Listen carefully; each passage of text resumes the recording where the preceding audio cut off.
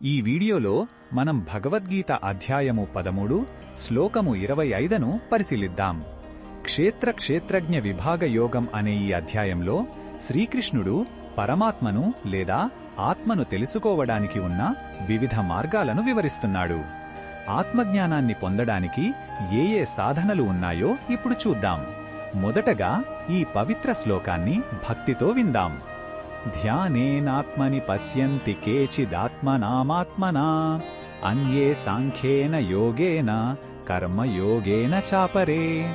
ఈ శ్లోకం అర్థమేమిటంటే, పరమాత్మను తెలుసుకోవడానికి వివిధ మార్గాలు ఉన్నాయి.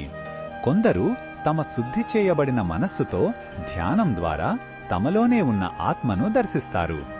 మరికొందరు జ్ఞాన మార్గాన్ని ఎంచుకొని ప్రకృతికి మరియు పురుషునికి మధ్య ఉన్న తేడాను విశ్లేషించి ఆత్మజ్ఞానాన్ని పొందుతారు. దీనినే సాంఖ్యయోగం అంటారు. ఇంకొందరు నిష్కామ కర్మయోగం ద్వారా, అంటే ఫలాపేక్ష లేకుండా తమ పనులు చేస్తూ చిత్తశుద్ధిని పొంది చివరకు పరమాత్మను చేరుకుంటారు. ఈ శ్లోకంలో ఉన్న భావం మనకు ఏమి చెబుతుందంటే, భగవంతుడిని చేరడానికి ఒకే ఒక్క దారి లేదు. ప్రతి ఒక్కరి స్వభావం, సంస్కారం వేరుగా ఉంటుంది.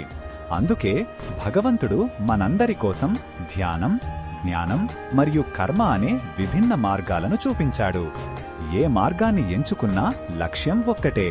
ఇది భగవంతుని కరుణను, ఆయన సర్వజ్ఞతను తెలియజేస్తుంది. ఈ బోధనను మన దైనందిన జీవితంలో ఎలా ఉపయోగించుకోవచ్చంటే, మన స్వభావానికి ఏ మార్గం సరిపోతోందో మనమే పరిశీలించుకోవాలి. మీకు మనస్సును నిశ్చలంగా ఉంచడం ఇష్టమైతే ప్రతిరోజు కొద్దిసేపు ధ్యానం చేయడానికి ప్రయత్నించండి.